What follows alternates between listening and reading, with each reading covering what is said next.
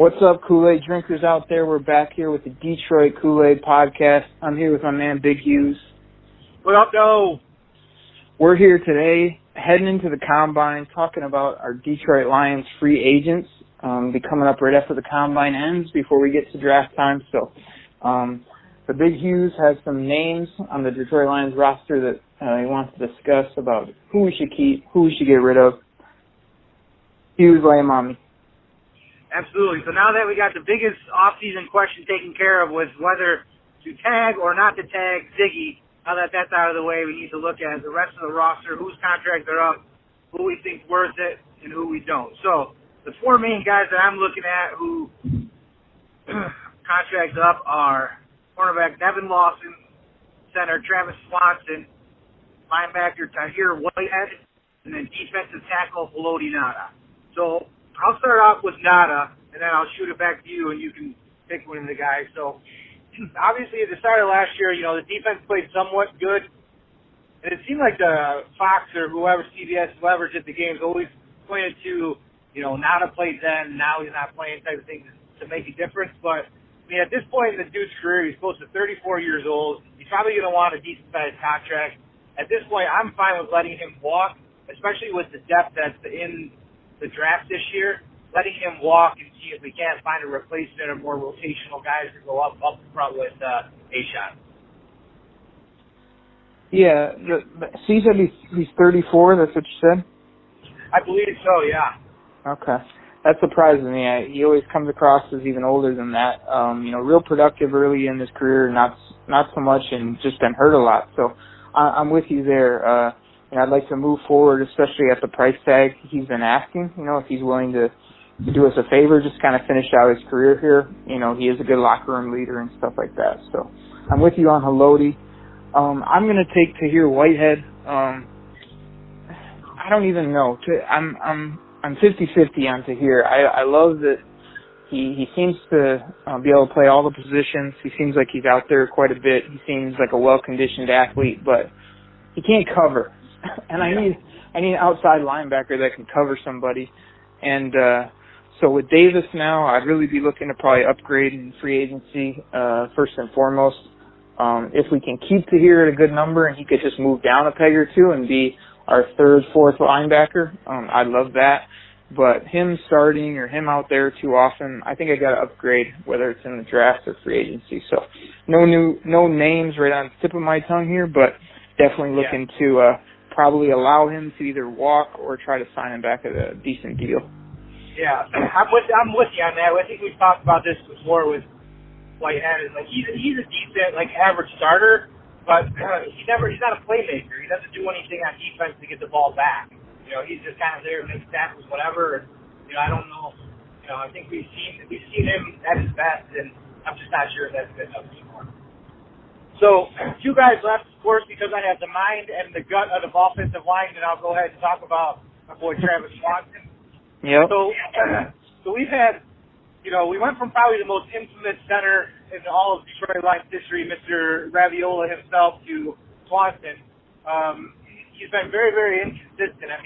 Obviously he had a great year last year, except for it ended in injury. He had to miss playoff games, yada, yada, yada. But this year I felt like he took one step forward and then came back this year with two steps backwards. It was a terrible year for him.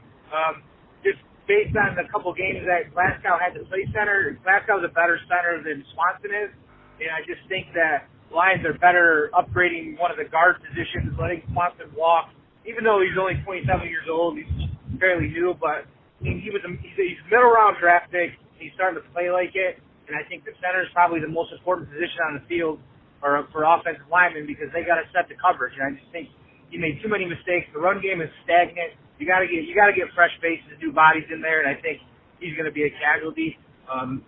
They say that this draft is pretty deep with guards and centers, so there's a handful of guys, especially out of the Big Ten with Billy Price. I know there's a big guy from Iowa people love that are going to be available. I think that's their best option is to look at one of those guys in the third or fourth round and replace Travis.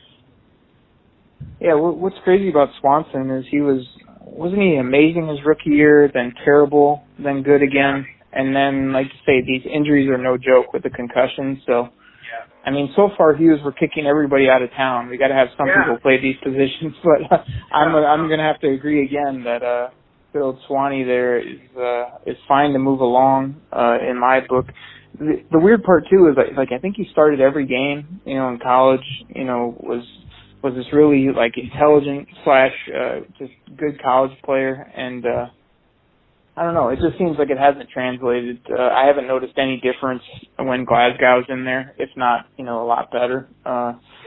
From just the push that he gets, and he seems to still be fine with all the calls and all that. Remember, that's what, like you said, that's what Raiola always got credit for. He makes the great calls, but he couldn't push anyone around. We need some big bodies in there. So, so we got 3 guys basically headed out of town. Who else we got? Nevin Lawson. Lawson, yep. All right. Well, I think you hit me with today that there's some good free agent corners out there. There's also a few in the draft, depending on how it all falls, how the board falls. I want to say, was it Lawson or Diggs that had the really good ratings for PFF? Was it Lawson? Or was it Diggs? Yeah. Okay. So Nevin Lawson, I know he's got a lot of penalties, but I do feel like he's been a pretty decent ball player. I mean, everybody has him walking out the door, but between Lawson, Tease, and Darius Slay, it kind of makes me feel good about 3 corners there that can, I don't know if you want them as your starter, but corners don't come cheap either. So if you want a good one, you're gonna have to go out and pay. And we've already paid a few people, like you said. Getting Ziggy locked up was you're gonna determine a lot of other things. So I hate to say it, but I'm going to make it 4 out of 4. I think Nevin Lawson, as much as I think, he could be part of that rotation, he's just not valuable enough to shell out for. So if he can get on the open market, he can go. But like I say, you can't have too many young corners, but you can never have too many corners. So I think that we can go find one free agency, get one of these mid-tier guys that has proven himself but isn't, a top-flight guy. And like I said, I can't remember where I wrote it. I might even wrote it today when I was watching the Matt Pratt press conference from the Combine. I said, I'm looking for Tease to take a big step in year 2. I feel like Darius Slay was kind of an off-the-radar. No one's talking about him after year 1. But he did the exact same thing. He had size coming in. He didn't play much. I don't remember as a rookie, or if he did, he didn't play that well. And then in his second year, he took this huge leap, and he was just out there all the time, and then he's only got better. And I feel like Tease has an opportunity to do that. I mean, he made plays at Florida on the football, which is what we need. Is he the fastest guy? No. But the way he looks and the way that he played in college, I think you drafted him in the second round. I think he's a guy that you can go out there and, expect bigger things from this year. And that's what I'm doing. So, I'm going to let Nevin Lawson walk, and I'm going to try to see what Tease does, and I'm going to add in some proven guys, however I can. Yeah, so I think we're going to agree 4 out of 4 on this one, because I'm with you. I think Lawson's got to walk. A couple things happened today with the press conferences. I think it was Bob Quinn talked about how Tease and Agnew both stepped up big last year, and he's looking for bigger roles for them within the team this year. So I feel like bringing a guy like Nevin back, you're just kind of pushing those guys back. And then when our boy Matt Pat came to the podium, he was asked about the old Butler boy over there in New England. He talked about how much he loves Malcolm Butler.